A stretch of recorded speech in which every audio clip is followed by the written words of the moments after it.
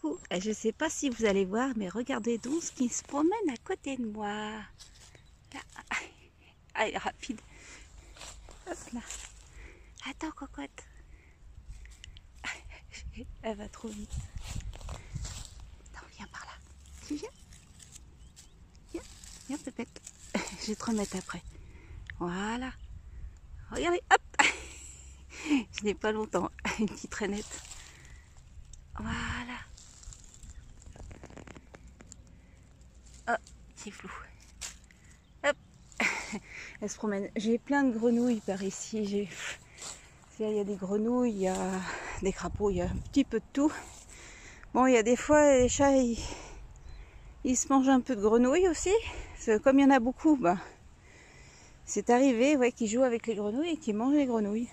Bon, après... Bon, après, il y en a plein. Il y en a plein, mais enfin bon, c'est vrai que ça m'embête qu'ils mangent les grenouilles. Je préférerais qu'ils mangent les souris. Bon, c'est ce qu'ils font aussi. Hein. C'est vrai que j'ai très peu de rongeurs qui m'abîment mes cultures ici. Et c'est peut-être pour ça d'ailleurs. Hein. Voilà. Bon, je vous dis à plus tard parce que je continue. Autrement, je ne vais pas avancer.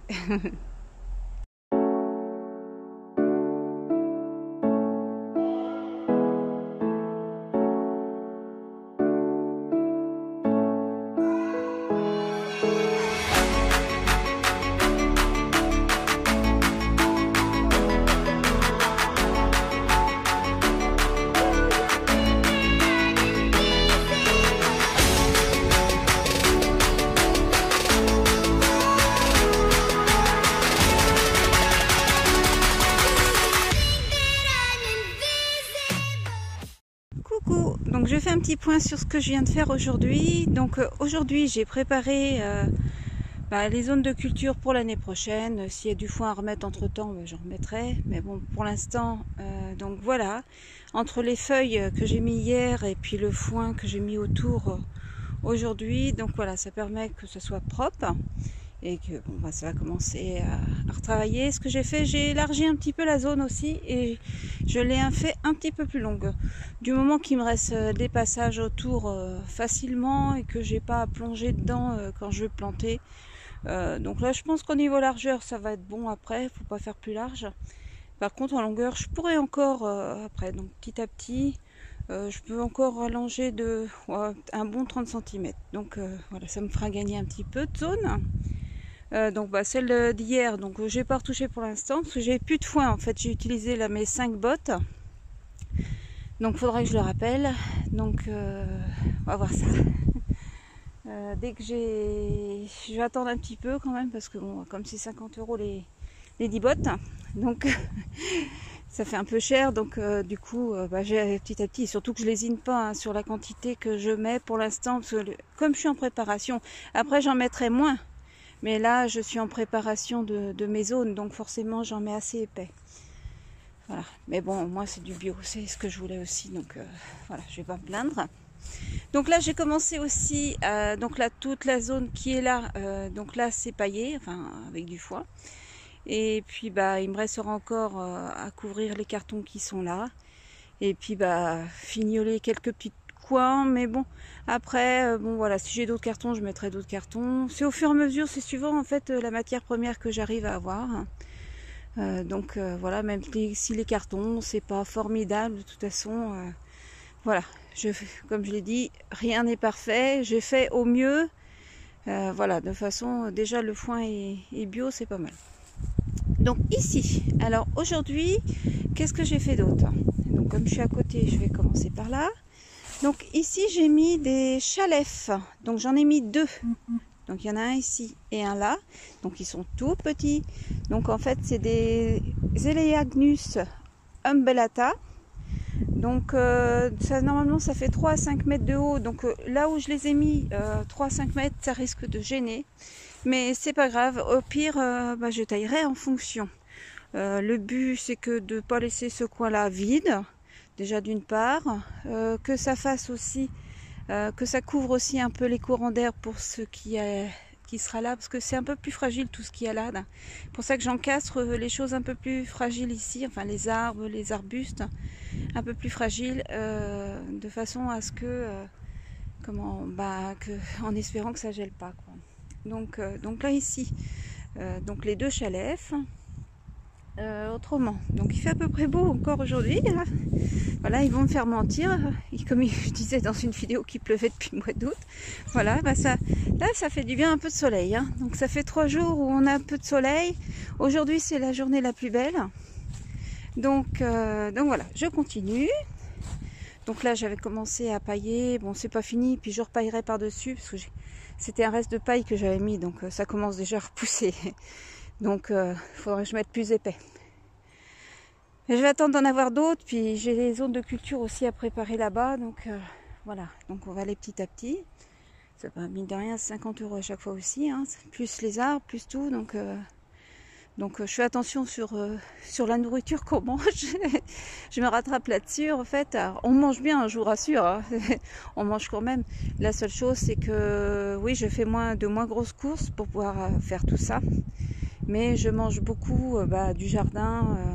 Voilà, ça peut être les œufs de mes poules, ça va être les glands de mes chènes, ça va être des champignons. Voilà, je mange beaucoup ça en attendant, histoire d'en mettre le plus possible. Voilà. Donc voilà, sur cette zone là, je me suis mis un petit peu à l'ombre. Alors comme vous voyez, là je suis allée jusqu'au bout. Donc je vais me rapprocher. Hop, je vais me rapprocher. Donc là en fait tout, bon, ça éblouit un peu, je sais pas si on va voir grand chose, hein. Pour les fois il fait noir. donc là vous voyez, c'est en plein soleil, hein. Quand le soleil donne là l'été, là ça va, ça chauffe pas trop à cette période, mais quand ça donne là, ça chauffe dur, hein.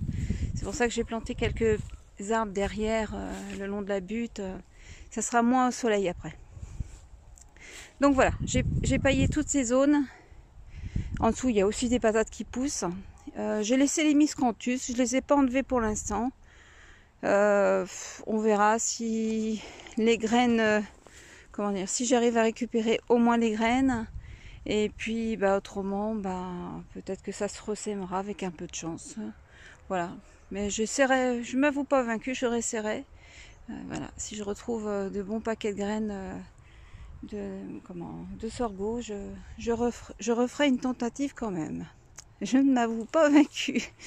C'est pas parce que bon voilà, c'est vrai que cette année c'était vraiment exceptionnel, hein, le temps, donc on n'aura peut-être pas ça tous les ans quand même, hein. Donc voilà, ici j'ai rien touché, non j'ai rien touché en fait, hein. Donc voilà, écoutez, c'est une petite vidéo. Pour l'instant, j'ai rien d'autre à dire, à faire. Donc voilà, je suis sur la butte, hein. J'ai rien d'autre à dire et à faire. Si, à la maison, là, je vais retourner, parce que je pensais le faire aujourd'hui. Du coup, j'ai préféré faire ça. Ah non, j'ai oublié derrière. J'ai oublié, je savais bien que j'allais oublier quelque chose. Alors, attendez. Donc, elle va être un peu plus longue, mais elle sera pas beaucoup plus longue non plus. Donc voilà, donc je vais près de la serre là, et en fait en sous-bois, alors j'ai planté aussi un petit peu. Hop. J'ai fait venir en fait des fougères. Alors c'est pas des fougères communes, il y a un petit peu de tout, mais qui résistent à nos températures. Donc je les ai mis là, parce que la fougère forcément faut qu'elle soit ombre ou mi-ombre. Et par contre, faut pas que ça soit sec. C'est l'inconvénient de la fougère. Donc moi, ça a beau être en sous-bois, ici, c'est pas non plus détrempé, hein. Après, le fait que ça soit à l'ombre, ça gardera plus la fraîcheur. En espérant qu'elle se plaise, je fais un essai parce que il y en a une qui doit être style fougère arborescente. Alors pour vous dire les noms, ça va être un petit peu dur. J'en ai quelques-uns de reste, quelques étiquettes de reste. Mais il y avait au moins 2-3 pots, ouais, 3 pots où j'avais plus les étiquettes. Alors c'est vachement pratique, hein. Donc j'ai fait en fonction normalement, donc par rapport aux feuilles, je me suis dit celle-ci doit être la plus grande parce que forcément je mets les plus grandes derrière et puis voilà, je fais un escalier, hein, si on veut, hein. Donc j'espère que j'aurai pas de surprise, on verra bien. Voilà, c'est un peu chiant, voilà, quand ils mettent pas les étiquettes ou qu'ils les mettent mal puis qu'elles tombent, je sais pas. Donc là, donc il y a, parmi celles-ci, il y a une fougère arborescente et les autres, il y en a qui font 80 cm de haut sur 60 de large à peu près, mais elles ont un joli feuillage. Enfin voilà, c'est pas des communes. Donc ben, on verra ça au fur et à mesure. Hein. Pour l'instant, c'est petit. Voilà, on ne se rend pas compte du tout ce que ça va donner plus tard et à condition qu'elles se plaisent et qu'elles ne crèvent pas forcément. Donc voilà, il faudra que je surveille parce que s'il pleut pas, bah, va falloir que j'arrose quand même entre temps, quoi. C'est le temps qu'elles prennent au moins racine assez profondément déjà pour commencer, quoi. Bon, cette fois, je vais vous laisser. Voilà, sur une vue sur la petite clairière pour l'instant qui est en train de se qui est en train d'être arborisée. Et puis bah, je vous dis à bientôt. De toute façon, je vous ferai un point aussi sur les derniers semis que je suis en train de faire. Donc en attendant, bah, voilà, moi je vais rentrer et puis comme d'habitude m'occuper de mes poulettes avant de rentrer. Et je vous dis à plus. Allez, salut.